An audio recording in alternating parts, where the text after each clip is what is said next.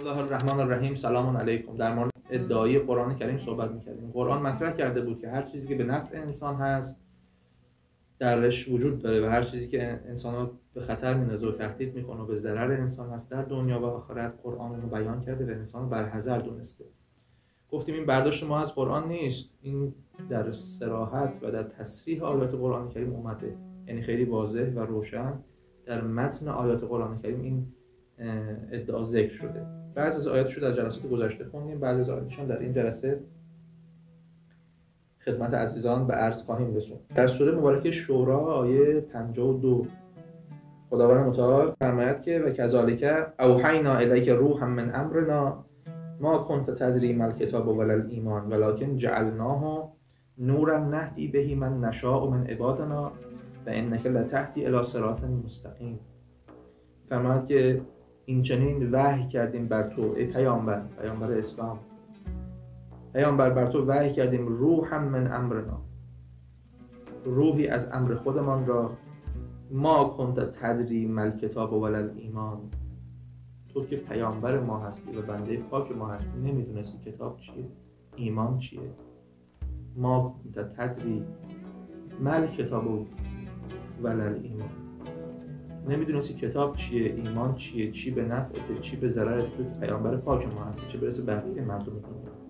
ولکن ولی جعلناه، ما قرار دادیم، جعلناه قرآن رو نورا نهدی، یک نوری قرار دادیم که تو دنیای تاریک شما، دنیای سیاه و ظلمانی شما، نهدی بهی من نشاء من عبادنا، هر کسی رو که دوست داریم به مسیر خودمون هدایتش بکنیم به وسیله این نور تو هدایتش بکنیم. و انک لتهدی الی صراط مستقیم، خود تو در اثر عمل کردن به این قرآن بر روی صراط مستقیم قرار داری حرکت، دست دیگران هم بگیر به وسیله این نور هدایت بکن. این آیه 52 سوره شورا. آیه 108 سوره مبارکه یونس خداوند متعال می‌فرماید که قل یا ایها الناس، باز اینجا مؤمنین نیورده، مسلمین نیورده، منظور از ناس همه مردم دنیا در همه زمانها و در همه مکانها هستش، فقط مخصوص زمان پیغمبر نیست، در همه زمانها و در همه مکانها. قل یا ایها الناس، پیغمبر بهشون بگو ای مردم از طرف من، قد جاءکم الحق من ربکم، اون چیزی که باید از سمت پروردگار شما برای شما می اومد، یک حق بسیار آشکار و واضح و کاملی برای شما آمد که این قرآن داشت. قد جاءکم الحق من ربکم فمن اهتدی فانما یهتدی لنفسه، هر کس هدایت بشه به وسیله این قرآن به نفع خودش هدایت شده. و من ضل فانما یضل علیها، هر کس گمراه بشه و گوش نکنه و روشو برگردونه و با دانسته‌های بسیار محدود و اندک خودش جلو بره، خودش ضرر خواهد کرد، هم فردن هم اجتماعا، هم در زندگی فردیش هم در زندگی اجتماعیش ضرر خواهد کرد. در بعد کوچیکش افراد اگر به قرآن عمل نکنند خودشون خسارت خواهند دید.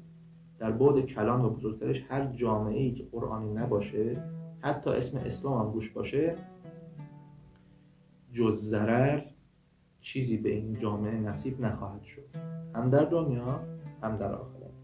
اینو بدونید عزیزان، این ادعای الکی نیست، ادعای کمی نیست. هر مشکلی که ما در کل دنیا داریم در اثر گوش ندادن به دستورات قرآن کریم و انجام ندادن معارف دستوراتش و اون جاهایی که پیشرفت کردیم یا از برهان عقلی کمک گرفتیم یا با عقل خودمون جلو رفتیم، که عقل هم خودش یکی از چراغ‌های قرآنیه، یا به حرف وحی گوش دادیم.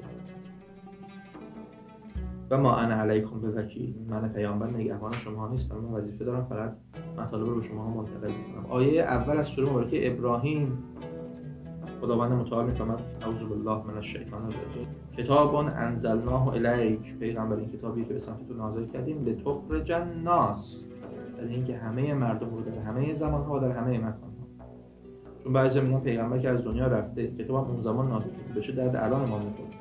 پیغمبر یک فرد بود و تنها کسی بود که لایق بود این کتاب آسمانی بر قلبش نازل بشه که الان در دستان ما هست. پیغمبر رفت اما کتابش باقی مونده، معارفی که بر قلب پیغمبر نازل شده از بایدها و نبایدها و منفعتها و ضررها همش در این کتاب موجوده، همین قرآنی که این کلام اینجا هست. کتاب انزلناه الیک لتخرج الناس، همه مردم رو در همه زمانها و در همه مکانها خارج کنی از چی؟ من از ظلمات، از ظلمت‌های و تاریکی‌هایی که برای خودشون درست کردن، چه در زندگی فردیشون چه در زندگی اجتماعیشون. به کجا؟ الی النور، زندگیشون رو نورانی کنی، زندگیشون رو آسمانی کنی، زندگیشون رو با مهر و عطوفت و محبت بکنی، عاقلانه زندگی بکنن. به اذن ربهم، خدا این اذن رو باید صادر بکنه که تو بتونی این کارو بکنی و صادر کرده. الی صراط العزیز الحمید، و به اونا رو به راهی راهنمون بشی، به اونا رو به راهی راهنمایی بکنی که راه خدای عزیز حمیده، خدایی که نفوذ ناپذیره یعنی عزیز، و خدایی که ستوده شده است در آسمان ها و زمین یعنی حمید. این آیه یکم از سوره مبارکه ابراهیم. آیات بعدی رو که صراحتاً مجدداً این ادعا رو مطرح می‌کنه در جلسات بعدی در خدمت شما بزرگواران هستیم. موفق و پیروز باشید. یا علی.